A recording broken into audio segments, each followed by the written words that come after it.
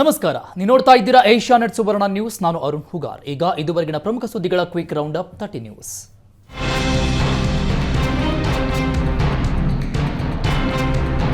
ಲೋಕಸಭೆ ಎಲೆಕ್ಷನ್ಗೆ kick start ಕೊಡಲು BJP Chanakya ರಾಜ್ಯಕ್ಕೆ ಎಂಟ್ರಿ ಕೊಡ್ತಾ ಇದ್ದಾರೆ. ಫೆಬ್ರವರಿ 10-11ರಂದು ಕರುನಾಡಲ್ಲಿ ಅಮಿತ್ ಶಾ ದಂಡಯಾತ್ರೆ ಮಾಡಲಿದ್ದಾರೆ. 2 ದಿನ ರಾಜ್ಯದಲ್ಲಿ ಮಿಂಚಿನ ಸವಾರಿ ಮಾಡಲಿದ್ದು ಶಾ ಭೇಟಿ ಕುತೂಹಲ ಕೆರಳಿಸಿದೆ. ಫೆಬ್ರವರಿ 10ಕ್ಕೆ ಮೈಸೂರಿನ ಸುತ್ತೂರು ಜಾತ್ರೆಯಲ್ಲಿ ಅಮಿತ್ ಶಾ ಭಾಗಿಯಾಗ್ತಾ ಇದ್ದು, ಬಳಿಕ ದಾವಣಗೆರೆಯಲ್ಲಿ ಶಾಮನೂರು ಶಿವಶಂಕರಪ್ಪ ಅತಿಥಿ ಗೃಹ ಉದ್ಘಾಟಿಸಲಿದ್ದಾರೆ. ಇನ್ನು ಅಮಿತ್ ಶಾ ಎಂಟ್ರಿ ಬೆನ್ನಲ್ಲೇ ಬಿಜೆಪಿ ಪಾಳೆಯದಲ್ಲಿ ಸಂಚಲನ ಶುರುವಾಗಿದೆ. ಟಿಕೆಟ್ ಹಗ್ಗಜಗ್ಗಾಟ ಮಧ್ಯೆ ರಾಜ್ಯ ನಾಯಕರಿಂದ ಗ್ರೌಂಡ್ ರಿಪೋರ್ಟ್ ಪಡೆಯಲಿದ್ದಾರೆ. ಅಲ್ಲದೆ ಬಿಜೆಪಿ ಜೆಡಿಎಸ್ ಮೈತ್ರಿ ಬಳಿಕ ಅಮಿತ್ ಶಾ ಮೊದಲ ಭೇಟಿ ಮಾಡ್ತಾ ಇದ್ದು, ಸೀಟು ಹಂಚಿಕೆ ಸೇರಿದಂತೆ ಹಲವು ವಿಚಾರ ಚರ್ಚಿಸಲಿದ್ದಾರೆ. ಲೋಕಸಭೆಗೂ ಮುನ್ನ ರಾಜ್ಯಕ್ಕೆ ಅಮಿತ್ ಶಾ ಆಗಮಿಸ್ತಾ ಇದ್ದು, ಬಿಎಸ್ವೈ ನಿವಾಸದಲ್ಲಿ ಸಭೆ ಮಾಡಲಾಯಿತು. 28 ಲೋಕಸಭಾ ಕ್ಷೇತ್ರಗಳನ್ನ 8 ಕ್ಲಸ್ಟರ್ ಆಗಿ ಬಿಜೆಪಿ ಮಾಡಿದ್ದು, ವಿಜೇಂದ್ರ ಅಮಿತ್ ಶಾಗೆ ವರದಿ ನೀಡಲಿದ್ದಾರೆ. ಎಲೆಕ್ಷನ್ಗೆ ತಯಾರಿ ಹೇಗಿದೆ, ಎಲ್ಲಿ ಗೆಲ್ಲುವ ವಾತಾವರಣ ಇದೆ ಅಂತ ಈಗಾಗಲೇ ಲೆಕ್ಕಾಚಾರ ಹಾಕಿದ್ದು ಮಾಹಿತಿ ನೀಡಲಿದ್ದಾರೆ. ಇನ್ನು ಯಡಿಯೂರಪ್ಪ ನಿವಾಸದಲ್ಲಿ ಟಿಕೆಟ್ ಕಗ್ಗಂಟಾಗಿರುವ 2 ಲೋಕಸಭಾ ಕ್ಷೇತ್ರಗಳ ನಾಯಕರ ಜೊತೆ ಚರ್ಚೆ ಆಗಿದೆ.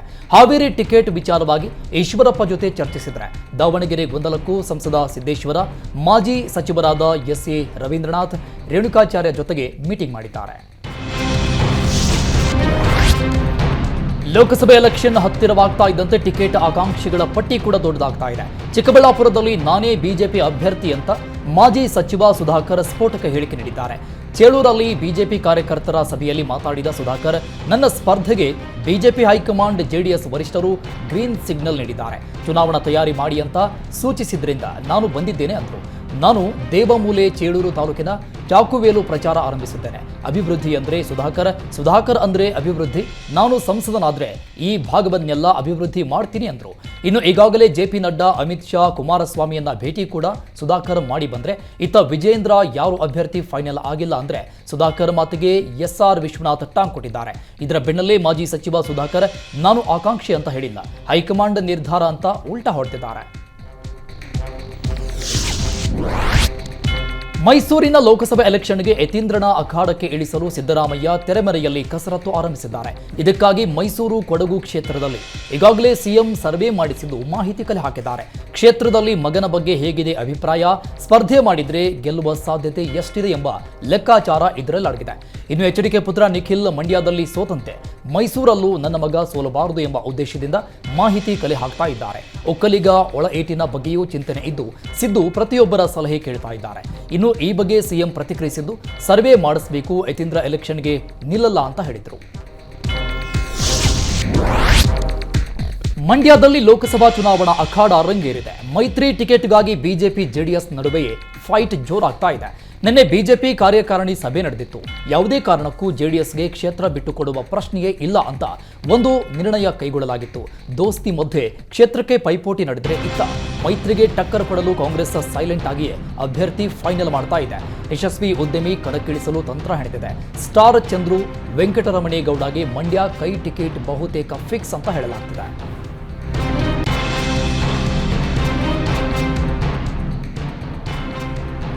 ಹಿಂದೂ ಮುಖಂಡ ಅರುಣ್ ಪುತ್ತಿಲ ಬಿಜೆಪಿ ಸೇರ್ಪಡೆಗೆ ನಿರ್ಧಾರ ಇಂದು ಅಂತಿಮವಾಗಲಿದೆ. ಕೇಸರಿ ಪಡೆಗೆ ಸಡ್ಡು ಹೊಡೆದು ವಿಧಾನಸಭೆಯಲ್ಲಿ ಪಕ್ಷೇತರವಾಗಿ ಸ್ಪರ್ಧಿಸಿದ ಪುತ್ತಿಲ ನಡೆ ಕುತೂಹಲ ಕೆರಳಿಸಿದೆ.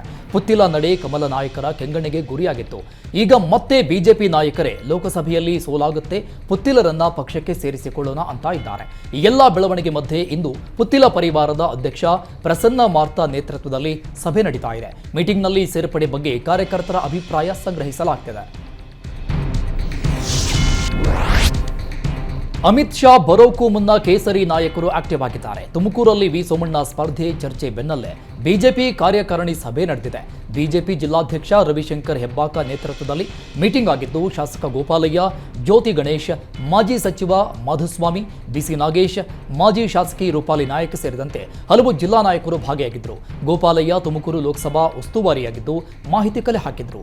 ಇತ್ತ ಬಿಜೆಪಿ ಸಭೆ ನಡೆಸಿದ್ರೆ ವಿ ಸೋಮಣ್ಣ ದೆಹಲಿಗೆ ದೌಡಾಯಿಸಿದ್ರು. ಟಿಕೆಟ್ ವಿಚಾರವಾಗಿ ಮಾತನಾಡಿದ ಸೋಮಣ್ಣ, ಬಿಜೆಪಿ ಜೆಡಿಎಸ್ ನಾಯಕರೇ ನನಗೆ ಸ್ಪರ್ಧಿಸುವಂತೆ ತುಮಕೂರಿಗೆ ಕರೀತಾ ಇದ್ದಾರೆ, ಆದರೆ ವರಿಷ್ಠರ ತೀರ್ಮಾನವೇ ಅಂತಿಮ ಅನ್ನೋ ಮೂಲಕ ಹೊಸ ದಾಳ ಉರುಳಿಸಿದ್ದಾರೆ.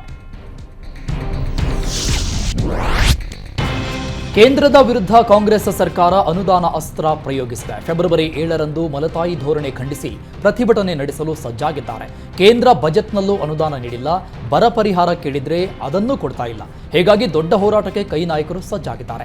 ದೆಹಲಿಯ ಜಂತರ್ ಮಂತರ್ನಲ್ಲಿ ಪ್ರೊಟೆಸ್ಟ್ ನಡೀತಾ ಇದ್ದು ಎಲ್ಲ ಮಂತ್ರಿಗಳು, ಕಾಂಗ್ರೆಸ್ ಶಾಸಕರು ಹೋರಾಟದಲ್ಲಿ ಭಾಗಿಯಾಗಲಿದ್ದಾರೆ. ಈ ಬಗ್ಗೆ ಸುದ್ದಿಗೋಷ್ಠಿ ನಡೆಸಿದ ಸಿಎಂ ಸಿದ್ದರಾಮಯ್ಯ, ಕೇಂದ್ರದ ವಿರುದ್ಧ ಯಾರೂ ಪ್ರತಿಭಟನೆ ಮಾಡಿಲ್ಲ, ಆದರೆ ಈಗ ಅನಿವಾರ್ಯವಾಗಿ ಹೋರಾಟ ಮಾಡಲೇಬೇಕಾಗಿದೆ ಅಂತ ಹೇಳಿದ್ದಾರೆ. ಅನುದಾನಕ್ಕಾಗಿ ಕೇಂದ್ರದ ವಿರುದ್ಧ ಕಾಂಗ್ರೆಸ್ ರಣಕಹಳೆ ಮೊಳಗಿಸ್ತಾ ಇದೆ. ಈ ಬಗ್ಗೆ ಸಿಎಂ ಸಿದ್ದರಾಮಯ್ಯ ದಾಖಲೆ ಬಿಡುಗಡೆ ಮಾಡಿ ಆರೋಪ ಮಾಡಿದ್ದಾರೆ. ತೆರಿಗೆ ಹಂಚಿಕೆ ವರದಿ ಬಿಡುಗಡೆಗೊಳಿಸಿದ ಸಿಎಂ, 14ನೇ ಹಣಕಾಸು ಆಯೋಗದಲ್ಲಿ ರಾಜ್ಯಕ್ಕೆ 42ರಷ್ಟು ತೆರಿಗೆ ಹಂಚಿಕೆ ಆಗಿದೆ. 15ನೇ ಹಣಕಾಸು ಆಯೋಗದಲ್ಲಿ 41% ತೆರಿಗೆ ಹಂಚಿಕೆ ಇಳಿದಿದೆ. 4 ವರ್ಷದಲ್ಲಿ ರಾಜ್ಯಕ್ಕೆ 45,000 ಕೋಟಿ ತೆರಿಗೆ ಪಾಲು ಕಡಿಮೆಯಾಗಿದೆ ಅಂತ ಸಿದ್ದರಾಮಯ್ಯ ಹೇಳಿದ್ದಾರೆ. 5 ವರ್ಷದಲ್ಲಿ 62,000 ಕೋಟಿ ತೆರಿಗೆ ಪಾಲು ಕಡಿಮೆ ಮಾಡಿದ್ದಾರೆ ಅಂತ ಆರೋಪಿಸಿದ್ದಾರೆ. ಅನುದಾನ ನೀಡ್ತಿಲ್ಲ ಅಂತ ಸಿದ್ದರಾಮಯ್ಯ ದಾಖಲೆ ದಂಗಲ್ ಮಾಡಿದ್ರೆ ಸಿಎಂ ಆರೋಪಕ್ಕೆ ಬಿಜೆಪಿ ತಿರುಗೇಟು ಕೊಟ್ಟಿದೆ. ಸಿಎಂ ಕೊಟ್ಟ ದಾಖಲೆಗಳಿಗೆ ಬಿಜೆಪಿ ಟ್ವೀಟ್ ಮಾಡಿ ಪ್ರತ್ಯುತ್ತರ ನೀಡಿದೆ. ತಮ್ಮ ಆಡಳಿತ ವೈಫಲ್ಯ ಮುಚ್ಚಿಕೊಳ್ಳಲು ಕೇಂದ್ರದ ಮೇಲೆ ಆರೋಪ ಮಾಡ್ತಾ ಇದ್ದಾರೆ. ಹಿಂದೆಂದೂ ಕಂಡು ಕೇಳರಿಯದಂತಹ ಆಡಳಿತ ವಿರೋಧಿ ಅಲೆ ಅಂತ ವಾಗ್ದಾಳಿ ನಡೆಸಿದ್ದಾರೆ.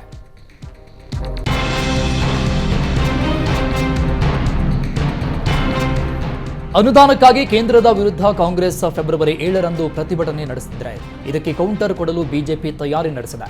ಬೆಂಗಳೂರಲ್ಲಿ ದೊಡ್ಡ ಹೋರಾಟಕ್ಕೆ ಕೇಸರಿ ಪ್ಲಾನ್ ಮಾಡಿದ್ದು ಮಾಜಿ ಸಿಎಂ ಯಡಿಯೂರಪ್ಪ ನಿವಾಸದಲ್ಲಿ ಸಭೆ ನಡೆಸಲಾಯಿತು.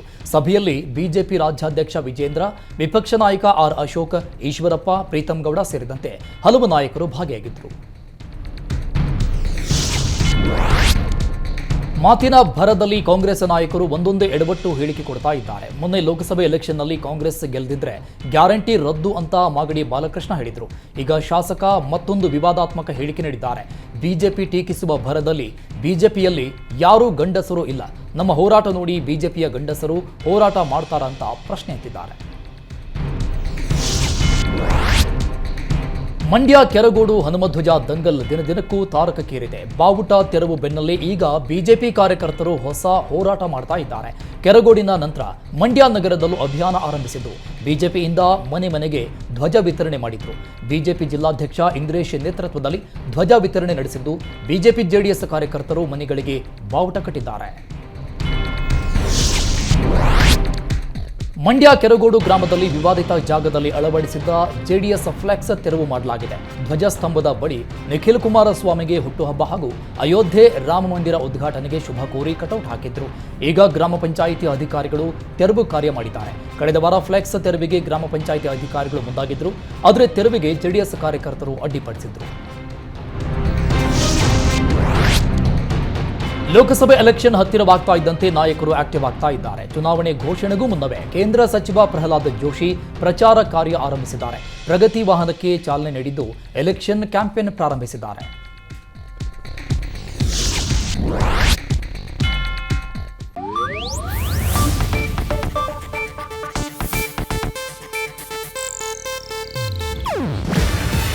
ಇದು ಏಷ್ಯಾನೆಟ್ ನ್ಯೂಸ್ ನೆಟ್ವರ್ಕ್ ಪ್ರಸ್ತುತಿ.